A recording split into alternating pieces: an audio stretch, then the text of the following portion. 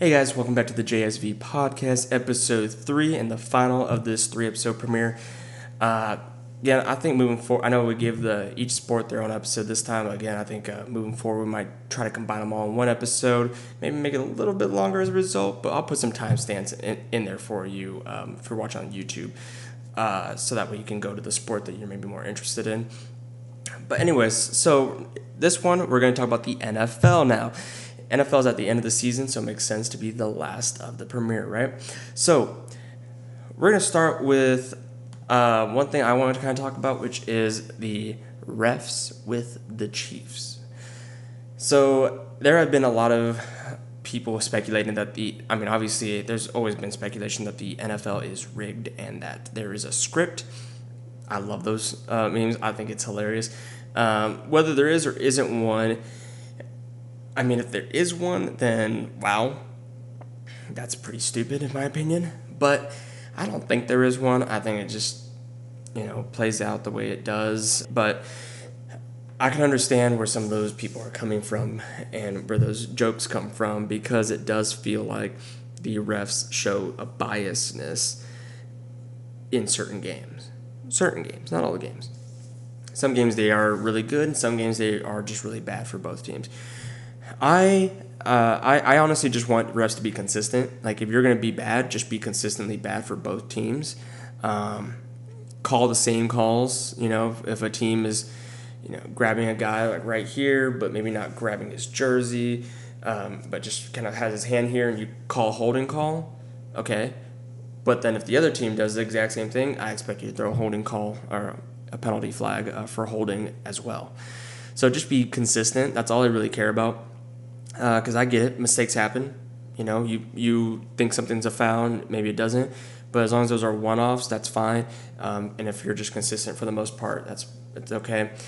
But, and going back to the refs with the Chiefs, it feels like sometimes that the Chiefs get the benefit of calls compared to other teams.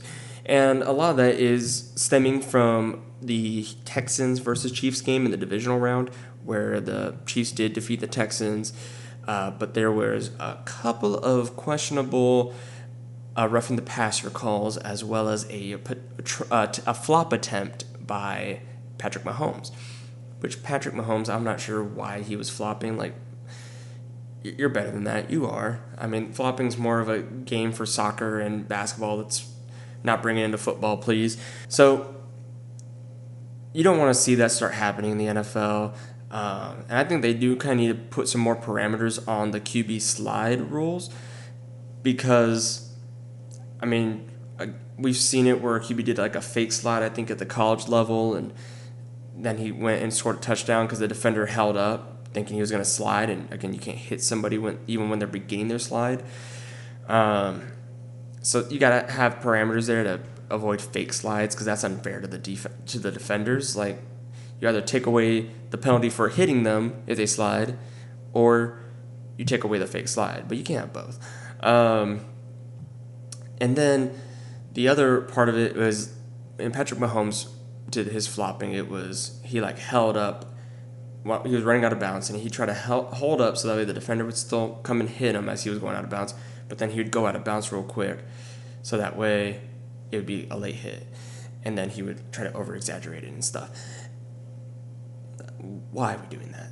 Why are we doing that? And I think the late hit needs to have a little bit more of a buffer to it.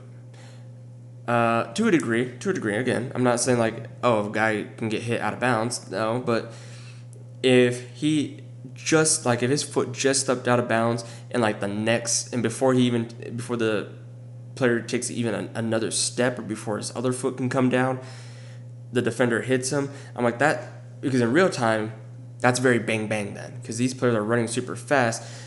If you're getting hit if your foot steps out of bounds and you get hit before the next foot touches out of bounds, that's probably because the defender is trying to just run at you so that you don't run up the sideline, and he's making sure you do go out of bounds. And he's just not able to stop himself with all his momentum right away. And he does maybe hits you, and then you just have to fall down, bam, penalty. So I think there does need to be a little bit of a parameter, or just make it on that, because yeah, even review by the letter of the law, that would be a penalty. So reviews wouldn't really help, even though I think every flag should be reviewable. Not reviewed. That would make the game go on for hours, longer than it already does. But make every penalty reviewable. Like similar to how if a player tries to make a diving catch and then New York's like, nah, actually, hold up, that was a little bit closer than we think. Let's review it real quick. Let's do that with the penalty. It's like, wait, hold up. That roughing the passer, I'm not sure if he did get to the neck area. I think it might have been more in the chest. Let's review that real quick. Because the refs, it's very fast. It's very bang, bang, bang. Refs can't always get it right. So let's take some pressure off of them and just make calls reviewable. That way they can try to be as perfect as they can.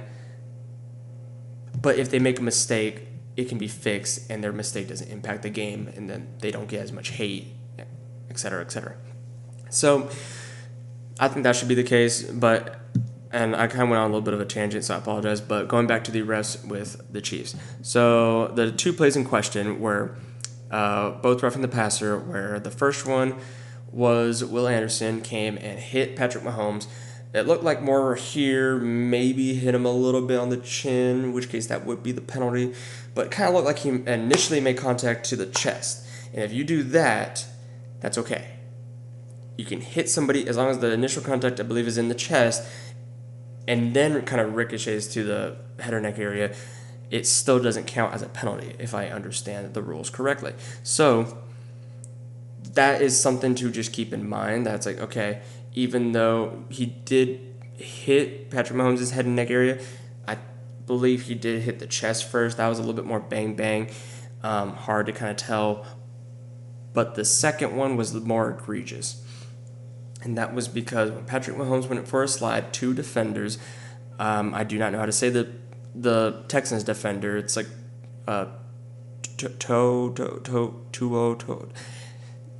Texans fans, I'm sorry. If you could put how you pronounce his name in the comments, or just send me a link to somewhere where I can find out how to say it. I'll try to do my best to learn it, but I haven't heard his name called too often. But anyways, him and another defender basically we're gonna go hit Patrick Mahomes. Patrick Mahomes slides as you do to protect yourself, and the two defenders go in. They hit each other instead, and it's like head-on-head contact, but with each other, not Mahomes, with each other. And then they called a roughing the passer call, and I was like, that should be reviewable because there wasn't any forcible contact to Mahomes. It was to each other. So they did what they were supposed to do, not make forcible contact on Mahomes. They made forcible contact on each other as a result, and then they still got penalized. That is got to be the worst feeling for those defenders. And so that's kind of started stemming the idea of, the refs are there to help the Chiefs. You then also, again, when the Chiefs played the Bills in the AFC Championship game, you had Josh Allen, really back-to-back. It was like a 3rd and 10 or 3rd and 8, something like that.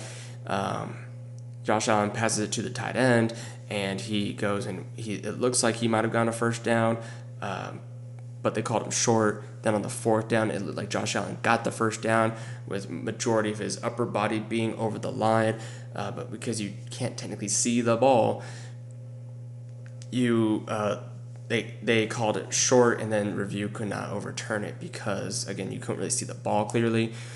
I think that's a little ridiculous. I'm like, okay, I get you can't see the ball clearly, but we all know where the ball is. So are we really going to, we know that it's a first down because the ball broke the first down plane, but we're not going to call it because the Chiefs defender decided to stand right in the way, in which case, then on those short down markers, you almost want to train your defense to make, okay, well, hey, when you make a stop, try to get in the way too of the cameras on the first down line. That way there's no clear evidence that he made it. And I think that's kind of just silly. We know, we can see where Josh Allen was holding the ball before, we could see that before he got covered up. He doesn't move his arms or anything. We can see that as well. So we know where the ball is. and we can see where that part of his body is in direction to the line. But since we can't see the ball itself, not a first down. And so that's, I think, a little bit more on the review side than it was on the refs. Like the refs, I mean, that's kind of a hard call to make. I think I saw John Boy Media. They did a breakdown on it. Shout out to John Boy. Great breakdowns. Love it for baseball. He also does, football, basketball, cricket and stuff, but mainly baseball. So on his breakdown, you kind of see that the ref on one side ran it as if it was a first down, and then the ref on the other side ran it as if it was short. So they had they were crossing, but they weren't the same. In which case it's like, well, then who gets who's the right one?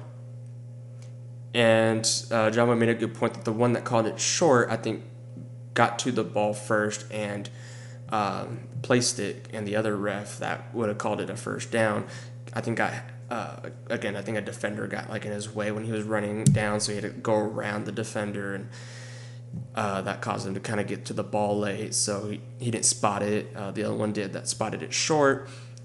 So how does that work? Because you had two different opinions, basically, but because then you couldn't overturn it the other way if the one that called it a first down got to spot the ball and he gives them the first down, and then you do review because you can't see the ball again, then you can't overturn it. So it just seems weird and it seems silly, and I think that you should be able to review this in a way that, okay, we can see that his arms don't move. That's clear evidence. We know where the ball is before he gets covered up. Clear evidence. And so putting those two together with and I think John Boy used AI to, if the defender wasn't there, kind of erase the defender. You could kind of see where the ball is, using AI that way. Come on, NFL, you should have access to that technology. So we could always try that too, of course. So yeah, I mean, it just seems weird that we wouldn't try something like that instead. But again, I don't think that one's more so on the refs, but the ones from the Texans were definitely more. I can agree that it does feel like Mahomes gets more calls than other QBs do, but we said the same about Tom Brady. We see the same in the NBA. I think there's been games where the Lakers didn't get too many foul calls. LeBron calls out the refs on that, and then the next game they almost double the other team on free throws.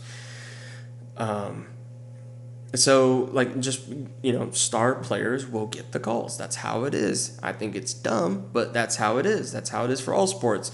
It's not just the NFL. And I think Patrick Mahomes is the star player.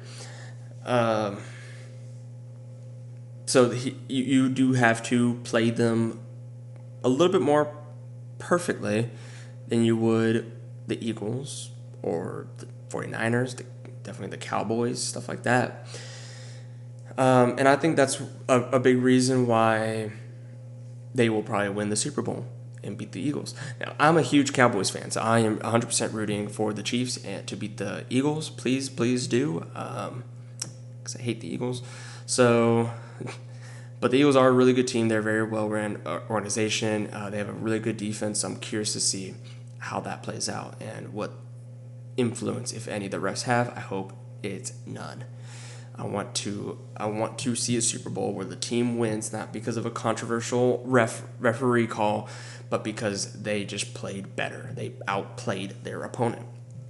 Their opponent got outcoached and outplayed and everything. So, yeah, I want to see a good game. Want to see fair game. Where coaching and overall play is what determines the Super Bowl. So now going into a Super Bowl prediction, I know I kind of just made it right there, but I do think it will be the Chiefs, and not because of the refs, but also because I think they have the better coach. Andy Reid, I think, is better than Sirianni. I don't think anybody would disagree with me there. Maybe if you're an Eagles fan, you're like, that's not true. In which case I would question the biasness there, because he is. Andy Reid has also beaten Sirianni in the Super Bowl before when Sirianni had two great coordinators. Now he has two good coordinators again, and we'll see how Andy Reid does. But Andy Reid, I think, is the better coach, so point Chiefs. The Chiefs have the better quarterback, point Chiefs. I think the Eagles have the better defense, better receivers, and the better running back. But the Chiefs have the experience. They've done it before. They've beaten the Eagles here before. They have the experience, and I think they'll just do it again. Plus, they have a lot more to play for. Like, you're telling me that the Chiefs with 2 weeks off again? I mean, they had 2 weeks off, played 2 games, and now have 2 weeks off again. Eagles didn't have that luxury. They've had to play every single week and are just now getting their 2 weeks off. So, Chiefs are going to be rested. They'll be a little bit healthier, and that's the other part, because Jalen Hurts hasn't looked great in terms of health. Over this postseason run, especially against like the Commanders and Rams, he looked a little shaken up. Now he has some time to heal from that, so we'll see. But the Chiefs will be rested. They will be, I don't think they're gonna have all the hits and bruises that maybe the Eagles have, and they'll be a little bit fresher coming into this game. And then again, when you have a three-peat on the line, you're just gonna give it your absolute all every single play, because you can make history right now. You have the chance to make history. Now the Eagles are gonna have similar motivation. They want to prevent history and of course win a Super Bowl. But I feel like the ability to make history and three-peat gives you just a little bit of an extra edge than just trying to win a Super Bowl or stop a three-peat. So I do think the Chiefs will win this game. I think it will be close because I think the Eagles probably have more talent on their side. But when you have the better quarterback by far with Patrick Mahomes, then I think better quarterback play can beat a defense. I think they can beat a good defense. And they've played some good defenses already with the Texans. I mean, a great pass rush. You have the Bills who beat the Ravens and everything. So the Chiefs have been able to beat good defenses. And with the Eagles, now it's going to be kind of a mix of like, hey, we're going to have a great pass rush with a great secondary, and we're putting it like all together with great linebackers and everything. But so we'll see what ends up happening. And it will be very interesting. But I think it's going to be a good game. I think it's going to be Chiefs. I don't like to bet against the Chiefs in the playoffs. I mean, especially in the Super Bowl, they're just good. They find ways to win. They did the comeback win against the Eagles. They've done a comeback win against the 49ers, and that 49ers team I thought was more talented than the Chiefs. They were stacked top to bottom, but the Chiefs had the better quarterback. They had the better coach, and they got the win. You could say that was because of Drake Greenlaw getting hurt too, and point there as well. That's fair. That's a fair point. I think it did change a lot on the 49ers side, but they still found a way to win. So, I think the Chiefs will find a way to win again. All right, so moving past the Super Bowl predictions, I kind of just want to talk about some teams. On the AFC, there's only 3 teams I really want to talk about, which are the Bills, and I have the standings stuff put off to the side if you see me look over there. It's really just the Bills, the Texans, and the Ravens. And I want to talk more about those 3 for different reasons, and I'll get into that. But I don't really want to talk about the rest because there's still a lot of questions with all these other teams, and then the ones that maybe have less questions. It's like, okay, well, you have a good coach and a young quarterback like the Chargers and Broncos, so your future looks good. We don't really need to talk too much about it. We'll just see what you do in the offseason. We can talk about it then. But in terms of the Bills, the Ravens, and the Texans, so starting with the Bills. You went to the AFC Championship game, lost for a 4th time against the Chiefs in the playoffs, and you're one of the Chiefs' 2 losses. So, you can hang your hat on that, I guess. but you didn't beat them when it mattered. You probably could have if they got the first down, or if that insane play by Josh Allen where he's being rushed with that crazy blitz on fourth down that ended up ending the game. He just throws a pass honestly, it felt like a Hail Mary, even though it didn't get to the end zone. It was like a Hail Mary in terms of I just got to throw something up there. I see a receiver down there that looks open enough, and the receiver dives for it. It's a tough catch, but it misses it. But you got to make that catch. Like, that's such a great play, and your season's on the line. You make that catch. You might even win the game, but you dropped it. So it's a very tough sledding for the Bills. But you feel pretty good about it because you weren't even supposed to be this good.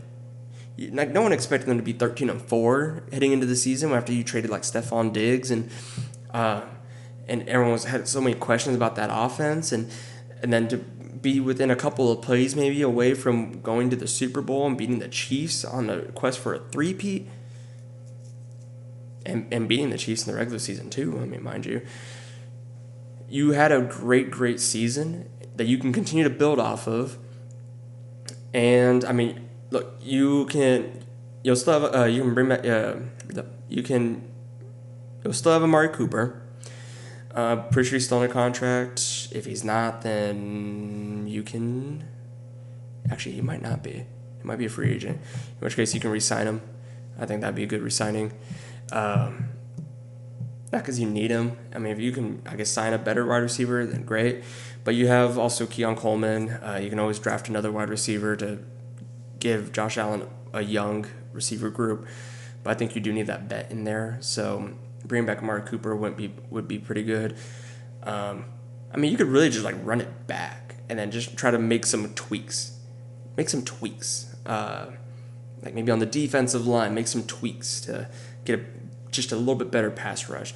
Maybe make some tweaks in the secondary because you were a little thin there. So once your best corner went down, it's like, okay, we have a little bit of a weak spot now. So maybe you make a tweak to shore up the secondary a little bit more.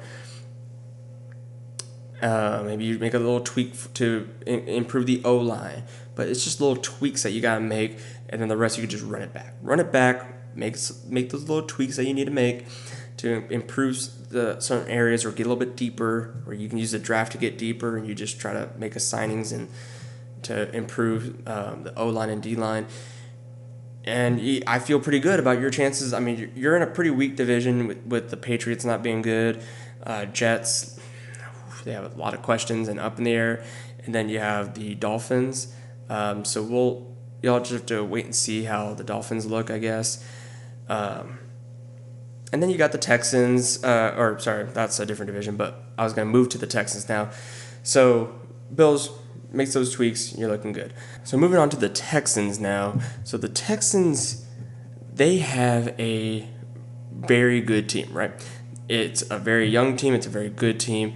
They have a good young defense, at least like good young defensive stars, and then they have good offensive stars. And when it comes to the Texans, I mean, their thing is they may not have Tank Dell next season. We'll see if they re-sign Stephon Diggs or if he goes somewhere else. I kind of hope he goes to the Cowboys and pairs with his little brother there in Dallas. But we'll see how that works out, I guess. And so they might be in the market for another wide receiver. And I don't know how aggressive they're gonna be, because they have the running back, right, and Joe Mixon. They have the quarterback, C.J. Stroud. Their issue was at the receiver position against the Chiefs because of the injuries. They lost two of their two of their three starting receivers. So, and that's kind of what makes them a little tough to gauge. I mean, they definitely need to sign a wide receiver again. You might lose Stephon Diggs. You may not have Tank Dell for the entirety of next season, so you definitely want to make a trade. You definitely want to do something. It's just who that is, I'm not too sure. Maybe they just try to draft somebody. But your window is definitely open. I would say you gotta just improve like the really like the maybe like the secondary. You could use a little bit of improvement for your defense or like linebackers. But I mean, I think that's a team exactly like the Bills where you could run it back and then make tweaks. Like you were hanging in there against the Chiefs, and who are the team to beat. Let's be real. That's why I keep going back to them. The Chiefs beat both of these teams, and they are the team to beat. So you held your own pretty well against the Chiefs, and you're a very young team. Like, you just got to make some tweaks. You just got to make some tweaks, and that's it. And then you will probably be among the best teams in the AFC. I mean, you already are, but like you could really start putting yourself in the conversations with the Chiefs, Bills, and Ravens. So, in using that as a transition, going to the Ravens now, the Ravens, I mean, they finished the year 12-5, good. They had the MVP, great, and they had a lot of, you were one play away from tying it, potentially going to overtime, seeing what happens there, and winning. But you also had so many turnovers that caused it to come down to that one play where Mark Andrews definitely should have caught that pass for the 2-point conversion. I was so hoping they'd go to overtime. That was a good game. Fun game to watch. But your defense wasn't as elite as I think it was the year prior, but it was still very good. Your offense, I think, got a lot better between Lamar just, improving as a quarterback in the league, having more offensive weapons at the wide receiver position, getting Mark Andrews back as well, because he missed the postseason last year due to injury late in the season, and then you have Derrick Henry as your running back.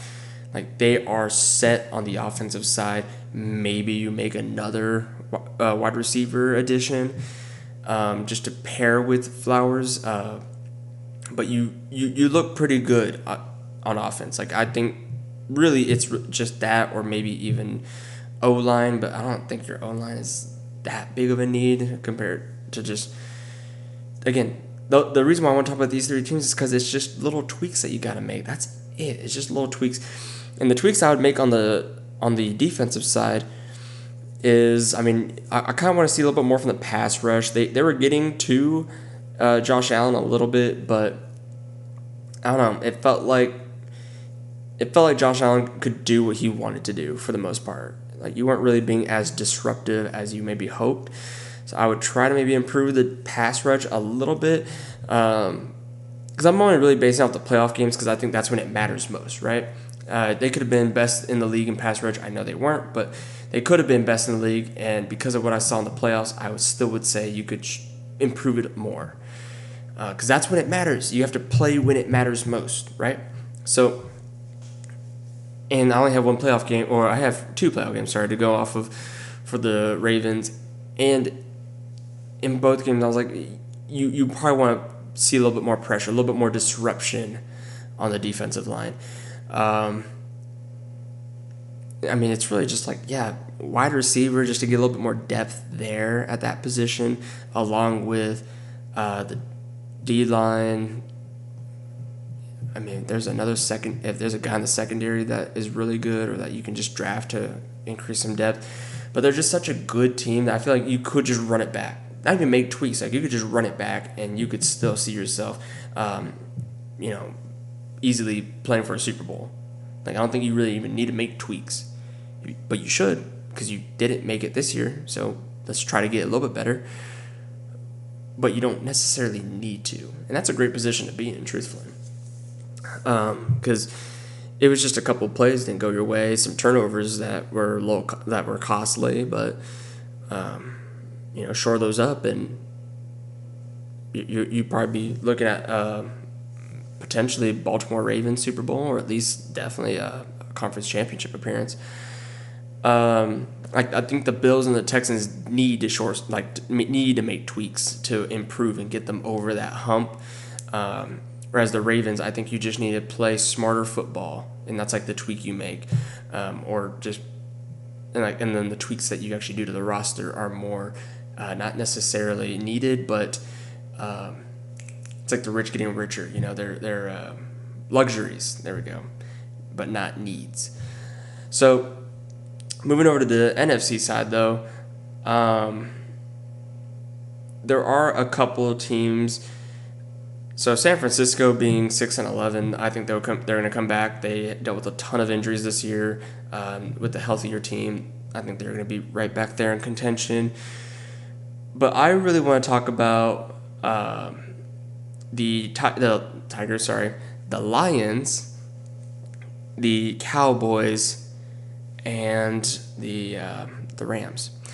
And the reason for those is not because like they're just a few tweaks away, but I mean the Lions are just, if you're healthier, you probably win. You face the Eagles at home, and then we'll see how you do. And well, it would just depend if you won or not there. But they definitely could have easily won. They got hit with the injury bug hard this year, especially on the defensive side. But you have an elite offense. You can definitely just run it back on there and just try to get some more depth on the defensive side, whether it be through signings or just the draft. But you don't really need to do too much. So Lions are a little bit more of the just make some tweaks. I think it's just get deeper, like increase your depth. Clearly that was your Achilles heel this year. So just get a little bit deeper and I think you're fine. With the Rams, they're just interesting because how much longer does Stafford have? I know he's going to come back this year. I think he made that announcement already. But it was up in the air for a little bit if he would return or not.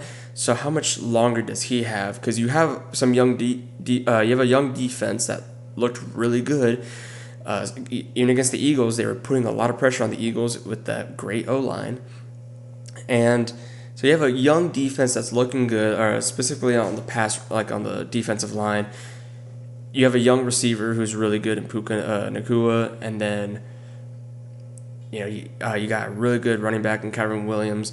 So it's like you could run it back this year, try to improve the secondary, try to improve maybe like the tight end position. Higbee looked pretty good in the playoffs, but if you can find an improvement, obviously you would probably prefer it. But they just look like they're in that transition of we have old players, we have young players. Not too many are at the like that medium or the like we're in our prime kind of players. They're either like young or they're thinking about retirement. So, and that's kind of to be expected. I think they should maybe think about a quarterback in the draft, honestly. Try to make signings as your improvement pieces and maybe use your first round, the first pick that you have. I'm pretty sure it's first round. I don't think they traded it, but use that first pick that you have on a quarterback, and maybe you can try to have him develop under Matthew Stafford to then take over the reins, similar to what the Packers did with Love. Just not like 3 years under him, or 2 or 3 years, but instead just 1 year because Stafford might retire. But at least that way you have some kind of backup plan in place.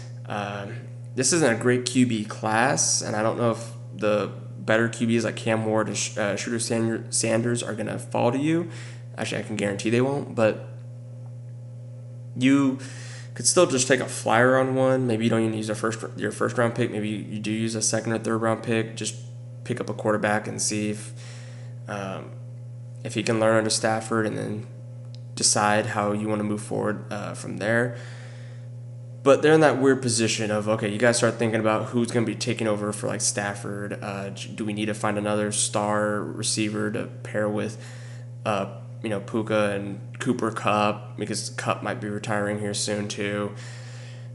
So you guys start thinking about that when you're the Rams. And actually, I changed my mind. Don't draft a QB with your first thing. I would go receiver and try to get like a big 3 receiver for this next year, and hope that third receiver develops into what could be the running mate for Puka. And then still draft a quarterback. I don't think it hurts, but use it for like the third, fourth, fifth round area.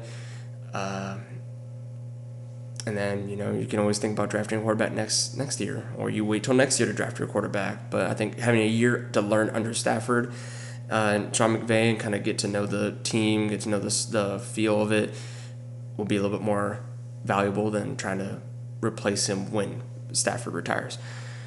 Now for the Cowboys. And the Cowboys I save for the end here because I have a lot I want to say about the Cowboys. Because this episode is mainly to do a Super Bowl prediction, just talk about a couple of teams going into the offseason that I think are close but could just do some moves here and there.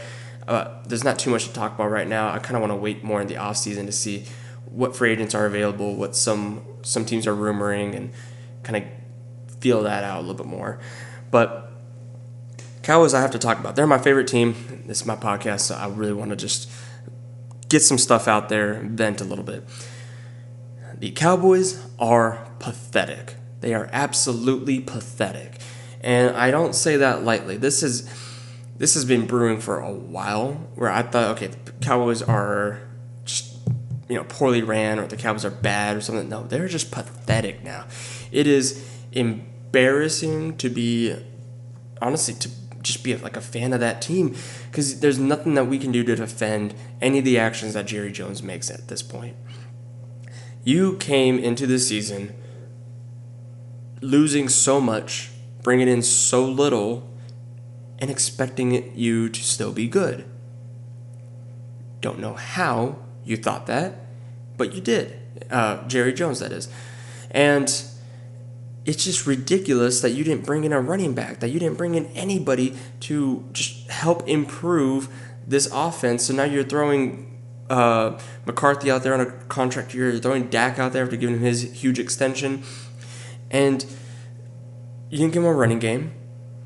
You didn't really you didn't do anything to improve the wide receiver position, which you can say, oh, well, we had Brandon Cooks. Get us a third wide receiver. And then obviously that could have been a second when Brandon Cooks went down with his injury. Amari Cooper was out there. Why didn't we trade for him? Bring him back. We shouldn't have even let him go in the first place, but let's bring him back. And then we have a big three when Cooks comes back. It was just, we didn't do anything. And I knew this was coming from when Trevon Diggs went down with an injury. And we had Gilmore and we had Deron Bland. And we didn't make any trades at the deadline, despite losing our best corner heading into the season. And Jerry Jones is like, oh, we made our trades in the offseason. Yeah, to improve then.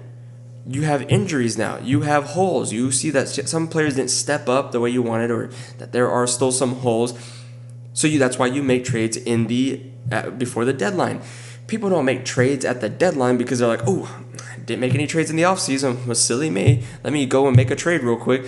No, they didn't make trades at the deadline because they see that the roster that was constructed is not good enough, and they got to make improvements. And so they do. They make those trades. Jerry Jones is like, well, I already made the trades in the offseason. It doesn't matter. It does. You lost your best cornerback. But that's why we brought in Gilmore. No, you brought in Gilmore to be a three-headed monster with Bland, with Diggs. You lost Diggs. Bland ended up being really good. Thank God for that. And you had Gilmore. Jalen Johnson from the Bears was available and rumored to want to come to the Cowboys and would sign an extension, and you didn't make it happen. I get it. You didn't want to pay him, but get him for that season. You are in a win-now mode. I would have rather you had traded him, shown that you were trying to win last year, and I'm talking about the last year that they were 12-5, and paired Deron Bland, Jalen Johnson, Stephon Gilmore together to try to do something and show that, hey, we still care, we still believe we will win, and we're going to make the moves to do so, instead of not doing anything. And even if Jalen Johnson would have just been a rental. And if he wasn't, and you could have re-signed him, and it was like, then you would have had a three-headed monster of Jalen Johnson, Trevon Diggs, and Deron Bland. Bland was hurt at the beginning of the year. You could have still had a two-headed monster. Diggs was hurt at the end of the year. You still could have had a two-headed monster with Bland and Johnson. So he just doesn't. Jerry Jones does not make the moves to win. He doesn't make the moves to put the Cowboys over the hump. He just makes the moves to make them decent or good. Sometimes, because he did not make any moves to make them decent or good for this season. Maybe we were decent, 7-10. I wouldn't consider that decent, but some might.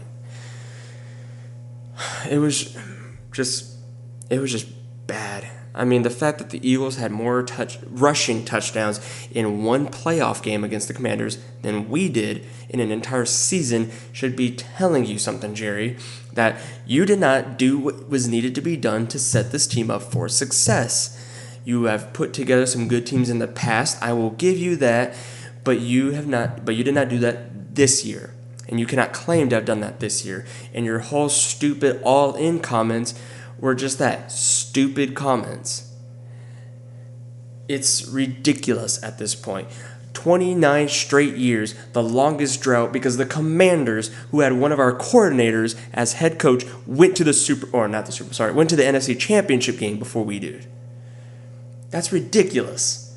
We had to watch two former coordinators who were actually coordinators at the same time here in Dallas for 1 year go to the NFC Championship, and one's going to the Super Bowl. Ridiculous. And it's the coordinator that you fired because Michael McCarthy said that was the problem, and then he took over play calls and stuff. And now look at that. It's going to the Super Bowl. Ridiculous. Absolutely ridiculous. You just saw two division rivals play in the NFC Championship game. One's going to the Super Bowl because that's how, obviously it works. And not only is it just one, it's the Eagles. They're going to the third Super Bowl since 2018. They won one. We'll see if they win their second. This is their second Super Bowl in the last 3 years. And why? Because you drafted Devontae Smith, and you're like, yeah, that's our wide receiver one. Who cares? We're going to trade for another wide receiver one because that's what good teams do. And so, yeah, Stephen Jones, when Devontae Adams was like, oh, well, it wouldn't make sense for us to draft or trade for Devontae Adams. We signed our wide receiver one already. So by trading for Devontae Adams, it would look like we don't trust CD or that we made a mistake on who our wide receiver one is. That's not it. No. What that means is that you were trying to get better, and you did. That's all that means. So as we can see, even Stephen Jones, it just doesn't make sense, man. It just doesn't make sense. And so people who are like, oh, well, when Jerry's gone, this is going to be better. This is going to be great and all this stuff. It's not. It's not, because his son's maybe even just as bad. Maybe worse. Who knows? But the Cowboys' main issue is their ownership. It's not Dak. It wasn't McCarthy. It's not even going to be Schottenheimer. I hope Schotty's going to be a really good coach. We'll see if he is. I hope he is, just for him and for our team. But he wasn't the best hire. Let's be honest. He wasn't the best. Nobody was trying to interview him or was after him or anything like that. No one coveted him. And you could have brought in Deion Sanders or even Kellen Moore probably would have been better, but I think Deion Sanders was going to be your best hire because he understands the culture. Because the biggest issue with the Cowboys, again, is not the coach, it's not the quarterback. They haven't been the coach and quarterback for all 29 years of this famine that we're in, or drought, right? And Stephen Jones did, idiot. But we are. The issue is the ownership. The fact that these are CEO, president, owner, GM, blah, blah, everything, his son does drought for 29 years and not making the NFC Championship game. Dude, that is a drought. That's a famine. That's oh my God, I can't even I don't have words to describe what that is because it's just so bad when you're what are they, $10 billion team or whatever? You're the most valuable team and you're going to have a 29-year drought from the NFC Championship game? Forget the Super Bowl, the championship game? Or conference champion? Oh my God, it's annoying. And it's from the ownership. The calling it a drought and then you have Jerry Jones saying, oh, we're going to go all in, and then not going all in. And then putting the blame on others instead of himself. Instead of being like, oh, yeah, I should have gone a running back. I did miss the mark here, or miss the mark there, and blah, blah, blah. No, he doesn't take responsibility. He doesn't take ownership of his mistakes. He just wants to be celebrated for his victories. It's like, hey, I'm doing a good job. Celebrate me for my successes, and don't call me out on my failures. That's a culture that spreads in the organization, man. You see players all the time. Oh, it's probably the refs that are hurting us. It's this, it's that. Never, or you'll have just Dak Prescott just saying the same things over and over again. Oh, we gotta be better. I gotta be better. Blah blah blah. Come on, man. Like you can't just keep saying the same things and then not do it. Like then just not do it. You're not playing better. I mean, you have your years, but it's all culture. Nobody takes accountability for each other or for their own actions, and then it's just like Jerry believes that having the star is this prestigious thing. And so the Cowboys think it's very prestigious. I mean, it is. I mean, it's a great organization with a great history, except for the last 29 years where they have been terribly ran. But they feel like they're entitled to more because they have the star on their helmet. And that's what Jerry believes. So then that's what everybody else believes. It is a culture. Deion Sanders would have come in. He would have changed that. He knows what the culture was like in the 90s when we won 3 Super Bowls in 4 years. He understands what it takes to win and what kind of mentality that takes and the accountability that it takes. And he would have changed the culture. But instead, and he wouldn't have been like a little puppet for Jerry Jones. But instead, Jerry was like, I really want to control the coach. I really want to be in control. I want to do this. I want to do that. So I'm gonna hire internally for the guy who wasn't even calling plays. Make him the head coach. He's in charge of everything when he wasn't even in charge of the play calling. That makes sense. It's ridiculous, man. It's ridiculous. And it doesn't make sense, and what's even worse is that they will not sell the team. They will not change who they are or what they do. They're just going to keep hoping for a different result, and they're going to keep being the most hated people in Dallas, even though the Mavericks GM is really making a case for that right now. But I think overall, it's still going to be the Jones family. You are hated in Dallas. Everybody wants you out. Go be the owner of the Eagles, for crying out loud. Go mess up the Eagles, please. Because that's a great ran team. They actually hired a GM who actually does things. And who make the trades, make the signings, do whatever it takes to win a Super Bowl. That's a great ran team, and it pains me to admit that. I hate that. I hate the Eagles, and I hate that they're so good and that they have such a competent front office. Meanwhile, we are stuck with who we're stuck with. Jerry, go to Philadelphia. Go be the owner of the Eagles. Make their lives miserable. Leave Dallas. Because right now, nobody in Dallas wants you here. You look at every fan page, every post, every comment under your own of the Cowboys Instagram posts and stuff. They're all the same. Frustration, pissed, anger, and all towards Jerry. Yeah, you get the occasional, it's Mike McCarthy's fault. He should get fired. It's Dak Prescott, blah, blah, blah, blah, right? But it's always the same. It's always, every offseason, it's always going to be the same of, Jerry, we do not like you. You are not doing what needs to be done, and it seems like us fans who shouldn't know how to run a team the way that you do seem to know how to run it better than you do. And that doesn't make any sense. We don't have the experience. We don't have all the knowledge about all of running, being a GM of a team. We don't have that knowledge of being a GM. And yet we are somehow, as fans, I think, running a team better than you in terms of what moves we would make and everything. I'm not even going to sit here and pretend like I know what moves you should make, because honestly, I don't think it's even worth it. Because this is just ridiculous, man. It's just ridiculous. Go ahead, sign Stephon Diggs. I would love to see the Diggs and Diggs together. Sign O linemen, sign D linemen, secondary, whatever you sign everybody. Make the team as stacked as possible. We'll probably still lose. Because no one's going to take accountability for each other. No one's going to sit here and be like, oh, you need to play better in this situation, or you need to do this instead of that. No one's going to be accountable for each other. Everyone's going to just feel entitled, and you're going to lose. You're going to lose to the 49ers. You're going to lose to the Eagles. You're going to lose to the Packers, to the Lions. It's because it's all it's the culture. The culture. We've had great teams. We've had stacked teams and lost because of the culture that was in place. It's ridiculous. It's not going to change.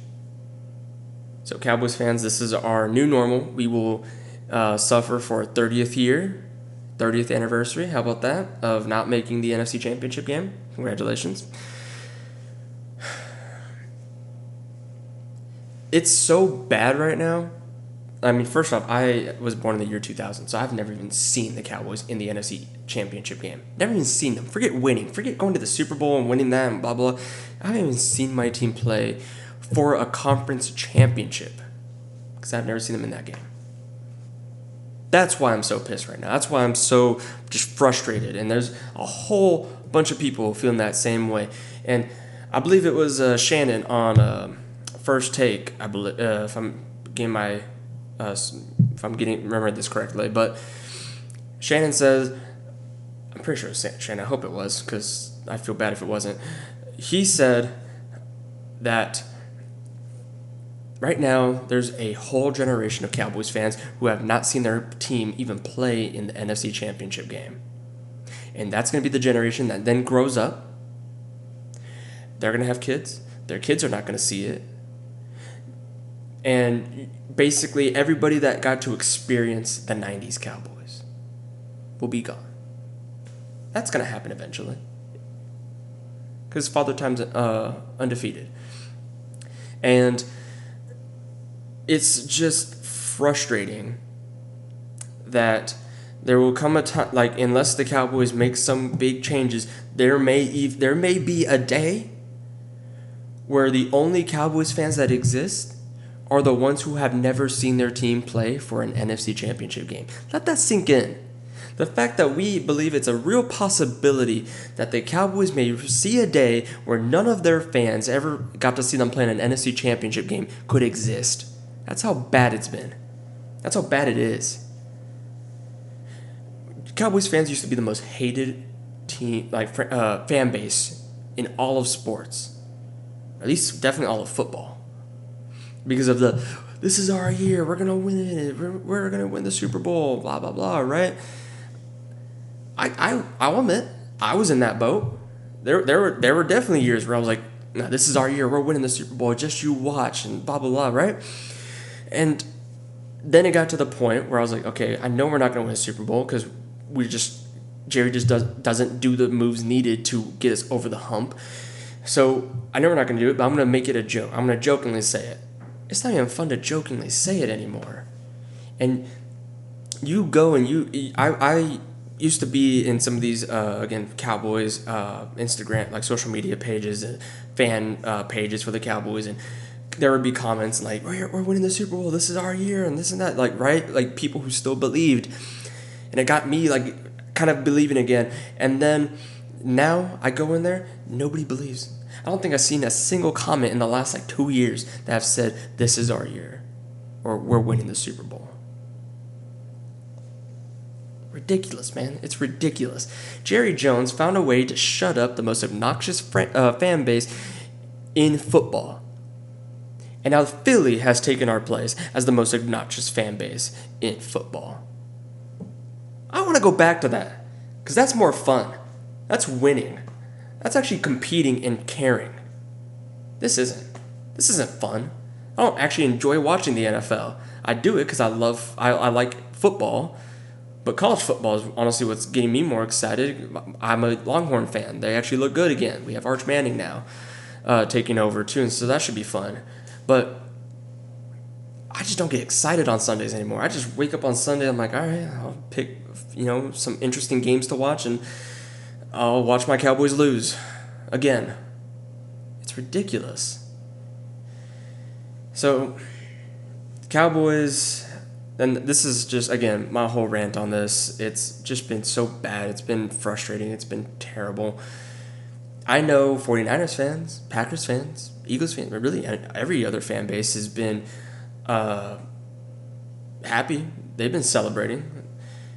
I don't understand how Jerry Jones can see two division rivals play each other in the NFC Championship game. How you can see Eagles fans be in your comments of social media posts saying, "Thank you, Jerry. Good job, Jerry. Keep up the good work, Jerry." Eagles fans saying this, by the way. And think, "I'm doing a good job. I'm doing a dang good job. I'm putting out a good team out there. I'm doing a good job. Doing my job." No, you're not. No, you're not. You're just making it an easier job for the Eagles. Howie Roseman's sitting here like, "Whoo, man, I got easy dynasty for the division building up if it wasn't for the fact that the Cowboys lost their defensive coordinator to the Commanders and was able to turn around the Commanders." Otherwise, Howie Roseman would be like, "I'm about to build a divisional dynasty because of how bad the Cowboys are." So I know, I keep stuttering. It's so bad. It's just bad. It's mind-boggling how one man can be this self-centered, so self-absorbed, and just, him, that he can't see what he's doing to his own fans.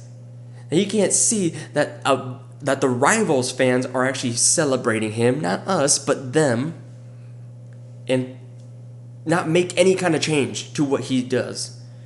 There is no change. There is no fluctuation to how he's going to run the team.